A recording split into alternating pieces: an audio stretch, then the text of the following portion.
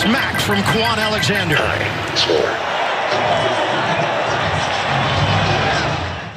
Okay, so I'm back. Thank y'all for y'all patience. Took a little family trip to New Orleans, Louisiana. Got back late yesterday. Wanted to go ahead and talk to y'all this morning about the game. Jets versus Giants. Giants versus Jets, however you want to look at it. But ultimately, I'm already too late. I already know that. So I'm not going to waste your time with doing a recap. By this point, you've already seen the highlights. You've seen the videos. You've probably watched other content creators give you all the information you need to know about that game. So I'm going to be talking to you in regards to like the wow factor that you as a Jets fan, us as Jets fans should be excited about based off of what we saw yesterday in that game. Let's go.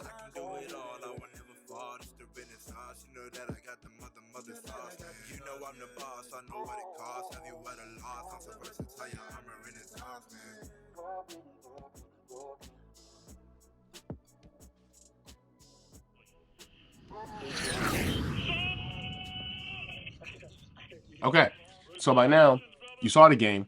The Jets obviously won. You saw a great comeback win from Chris Streveler. We're all hoping he makes the team. At the end of the day, whether or not they're willing to let go of Mike White is a different story. I don't know that they are, even though us as Jets fans want Chris Streveler.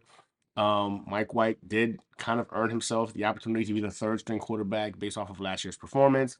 I don't know if Chris Streveler dominating in the preseason, bringing us back to 3 back-to-back victories the way he has, is going to be enough for him to make this roster. But I digress. You understand this. The offense obviously works. We've seen Joe Flacco, Mike White, and now Streveler operate within the offensive scheme and go ahead and score points. Great, kudos. So that's a given.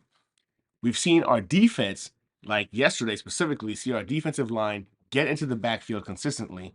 Michael Clemens is a savage, a beast. I mean, again, a member of the League of Shadows, able to go ahead and get into the backfield and terrify opponents. I mean, hits like this is probably illegal in 49 or 50 states, right? Wasn't illegal in New Jersey when it happened yesterday, so that's kind of freaking awesome. However, hope Tyrod Taylor's okay, but that kind of tenacity is so welcomed within this freaking scheme because it's going to go ahead and make individuals respect what that defensive line can do.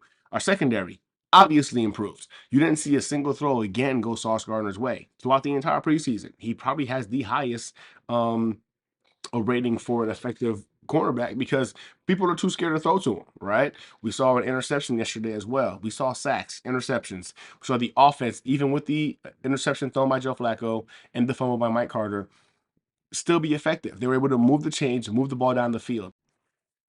I'm not going to waste your time recapping the game. What you should be excited about as a Jets fan is that this is not the same old Jets. Not in terms of are we going to go ahead and make it to the Super Bowl, make it to the playoffs, win more games, whatever. In terms of pure character and identity, this team is different. You saw yesterday Quan Alexander knock the bricks off of a running back. Yes, we didn't recover the fumble. We'll get better at that. But those kind of hits, these kind of hits, are highlight hits. These are top 10 play hits. These are dun up type hits. We haven't had that on this roster for quite some time. Clean hit, powerful hit. Clemens did the same thing to Tyrod Taylor. Again, I hope he's fine. But that kind of hit shows that these guys, the New York Jets, are a bunch of savages. A bunch of savages that are choosing violence every single day they wake up. And we didn't have that last year. Last year, to put it mildly, we were soft. I think we as Jets fans were more upset about some of the things that we saw, vice what the Jets cared about. They allowed their quarterback to go ahead and get played a little bit. They got teams, coming at offensive members, defensive members. Nobody else came to the rally. The referees didn't respect us. We were getting calls if we sneezed wrong towards their direction, but we didn't get the same kind of respect back. This year is not going to be the same thing. I think this year, if you go ahead and clap back at the Jets, get ready for a freaking fight. Like, this is going to be a legitimate fight. It's exciting to see those guys be able to go ahead and find the energy necessary, find the intestinal fortitude necessary to not only go ahead and come back, get the win. Also impressive. Calvin Jackson, Stevler, I'm hoping make this roster. I don't know if they will, but I really would like to see those guys be New York Jets, only because they kind of set a tone. You saw the level of excitement those guys had on the sideline. Pumped. You saw freaking, you saw Coach Salah last week, pumped when, I think it was Anai, the defensive end, picked up the fumble, ran into the freaking end zone. there's a level of energy and respect and excitement about what this team can do. Everybody's healthy. Knock on wood, everybody is healthy. They're going into the season. Carl Lawson seemed to live in the backfield for the short amount of time we got to see him play against the Giants. Jermaine Johnson getting to the backfield, pushing Tyrod Taylor out. Boom. Took that hit from Michael Clemens. Those guys working in tandem. We saw our offensive linemen. Now, again, the offensive line was concerning. They didn't actually play, I guess, to the level mentally that we all thought they would. But let's relax, right? This is the first time that unit, that group was able to get on the field together and go ahead and make plays. However, plays like this with Laken Tomlinson having the back of Dwayne Brown off of the spin move where he lays out the defender are the kind of things we should expect from this roster and this team as they continue to gel. We're not perfect. We're not perfect. We do still have concerns. I would say safety. We still need a swing tackle. I think I'm feeling pretty good about the linebacker room now. And I mean, wow, really, when you think about it, I think safety and swing tackle are probably the concerns we should have right now as a roster, right? Somehow, some way, Joe Douglas was able to go ahead and fix 80% of what ailed us last year as an organization. This team is vastly different. Lots of new pieces, lots of free agents coming in. We had an incredible draft. You're seeing these guys putting it all together. What also excited me yesterday was that the defense was not vanilla. We had some concerns that the cover two scheme that we do run can potentially be exposed. We've seen it exposed by individuals who are aware. At this point, you just know, right? If the defensive line can't get home, they are outs. They're outs to go ahead and pretty much make a defense pay for running this kind of scheme. But they adapted and they adjusted yesterday. Like we saw that. We thought, man, these guys are going to go into this season and play the same vanilla defense, and teams are going to take advantage of it because they understand how this scheme works.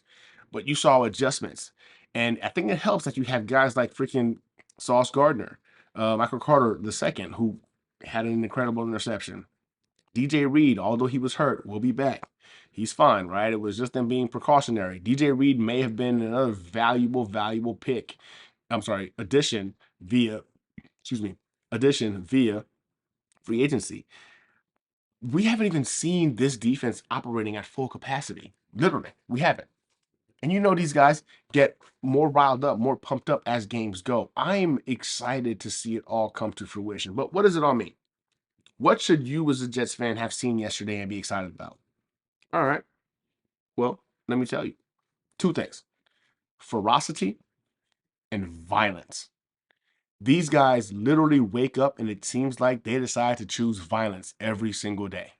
You know, Cersei stated this in Game of Thrones. You know what I'm saying? She chose violence. She decided to bring the entire, you know what I'm saying, operation of the Lannisters to go ahead and fight Targaryens, freaking the Norths, the Starks. It didn't matter. They chose violence.